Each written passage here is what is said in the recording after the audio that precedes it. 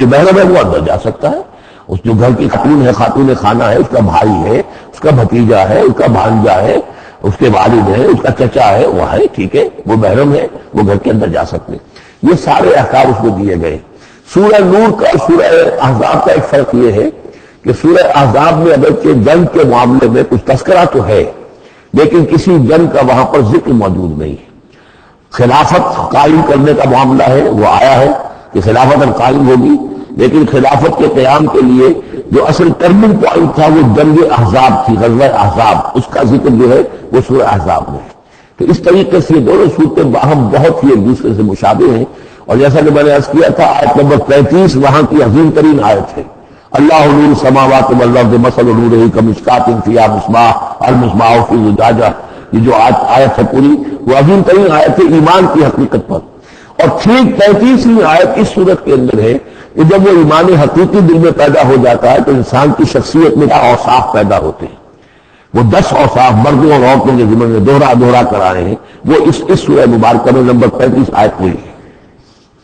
اس میں ایک خاص بات نوٹ کیجئے کہ اگرچہ اس کے جو 2 رکوع ہیں، دوسرا اور تیسرا، وہ ایک ہے اپنے مضمون میں، اور اس کے اندر غزوہ احزاب کا تذکرہ ہے۔ پہلا رکوع جو ہے وہ پھر چوتھے کے ساتھ جا کر ملے گا، جیسے کہ ہم نے دیکھا تھا سورہ توبہ کے اندر بھی کہ پہلا رکوع پھر چوتھے کے ساتھ جا کر ملتا تھا، اس کے مضامین جو ہے اس کے ساتھ ملتے تھے۔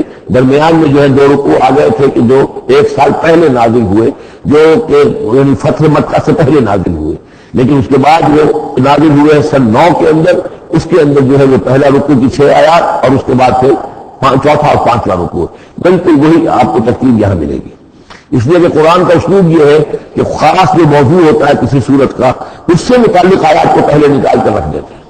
جیسے سورہ انفال میں بھی ہم نے دیکھا یہ سلورۃ عن الانفال قل الانفال للہ والرسول، اگر کہ وہاں پھر بات کو چھوڑ دیا گیا تو جا کر وہ صورت کے وسط میں مضمون آ رہا ہے۔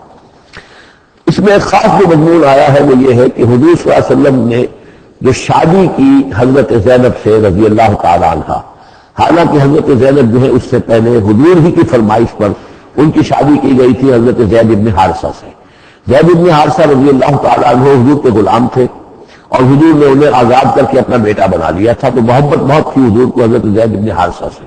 لیکن یہ ہے کہ ایک تو منہ بولا بیٹے کی کا قرآن میں نفی آ گئی کہ منہ بولے بیٹے کی کوئی حیثیت نہیں ہے، اسلام میں اس کی کوئی قانونی اور شریعت کے اندر اس کا کوئی مقام نہیں۔ بیٹا تو وہی ہے کہ جو آپ کے صلب سے ہے۔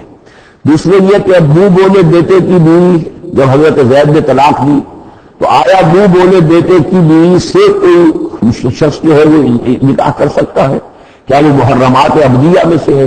تو عرب میں رواج یہ تھا کہ چونکہ منہ بولے بیٹے کو بھی سمجھتے تھے کہ جیسے اصلی بیٹا ہے، تو جیسے یہ کہ جو سلبی بیٹا ہے اس کی بیوی سے اگر اس نے طلاق دے دی ہو یا فرض کیجیے بیٹا فوت ہو گیا ہو، تب بھی یہ ہے کہ اس کی جو بیوی ہے بیوہ ہے یا مطلقہ ہے اس سے وہ شخص شادی نہیں کر سکتا ہو، شوہر جو فوت ہو گیا ہے یا جس نے طلاق دی اس کا باپ۔ تو یہاں پر اس میں بڑا طوفان اٹھا، بلکہ یہ کہ حضور کو خود اندیشہ تھا۔ حضور نے ایک طرح سے کہہ کے بہت کہہ سن کر حضرت زینب کو آمادہ کیا تھا کہ وہ شادی کر لیں۔ زینب جو ہے رضی اللہ تعالیٰ عنہ اونچے گھرانے کی بنو ہاشم کی خاندان سے تعلق رکھنے والی، اور حضرت جو زید بن حارثہ تھے ان پر غلامی کا داغ لگ چکا تھا، تو عرب کی ایک خاص جو ہے ان کے ہاں ایک سوچ تھی، ان کا ایک مزاج تھا، ان کی روایات تھیں۔ لیکن بہرحال حضرت زینب نے حضور کی فرمائش پر وہ نکاح کر لیا، لیکن یہ کہ ان میں نباہ نہیں ہو سکا۔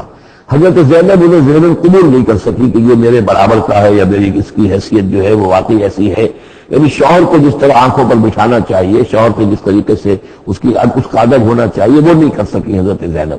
لہذا حضرت زید بن حارثہ جو ہے متواتر کہتے رہتے تھے کہ حضور ہمارا معاملہ ٹھیک نہیں چل رہا ہے، مجھے اجازت دیجیے کہ میں اس کو طلاق دے دوں۔ حضور روکتے تھے کہ ایک تو میں نے اس کو کہہ سن کر شادی کروائی، وہ تو اس کے لیے آمادہ بھی نہیں تھی، نہ گھر والے آمادہ تھے، لیکن میرے کہنے سے شادی کر لی انہوں نے۔ اب یہ طلاق دیں گے تو طلاق کا داغ لگے گا ان کے اوپر اور صدمہ ہوگا، تو حضور روکتے رہے۔ لیکن شاید یہ بھی دن آپ کے خیال تھا کہ اگر خدا نہ خواستہ زید میں طلاق دے ہی دی تو پھر زینب کی دل جوئی اس کے بغیر ممکن نہیں ہوگی کہ میں خود پھر ان سے شادی کروں، لیکن میں کیسے شادی کروں گا جبکہ میں نے تو زید کو اپنا منہ بولا بیٹا بھی کہا تھا، تو اس حوالے سے تو اسکینڈل بن جائے گا، اور پورے لوگ جو ہے دشمن تو موجود ہیں، مارے آستین منافقین بھی موجود تھے، وہ اس کو ایک ایشو بنا لیں گے میرے خلاف۔ یہ ہے پس منظر جو پہلے رکوع میں آ رہا ہے۔ یا ایھا النبی اتق اللہ، اے نبی اللہ کا تقوی اختیار کیجئے، ولا تطع الکافرین والمنافقین، اور کافروں اور منافقوں کی باتیں نہ مانیے۔ میں آپ کو اطاعت امر صرف حکم دینے کو نہیں کہتے بلکہ مشورے کو بھی کہتے ہیں، اور اطاعت صرف کسی کا حکم ماننے کو نہیں کہتے، کسی کی بات کو وزن دینا، توجہ سے سننا، یہ اس میں شامل ہے۔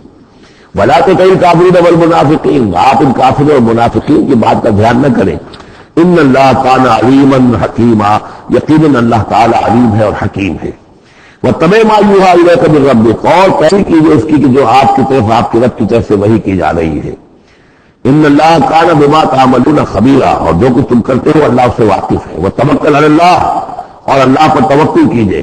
وکفی باللہ وکیلا، اور اللہ ہے کافی ہے آپ کے توکل کے لیے، آپ کے لیے سہارا۔ یعنی یہ کہ آپ لوگوں کی جو پروپیگنڈا ہوگا اس کا اندیشہ ہے آپ کو، اس کا بالکل دھیان نہ کیجیے۔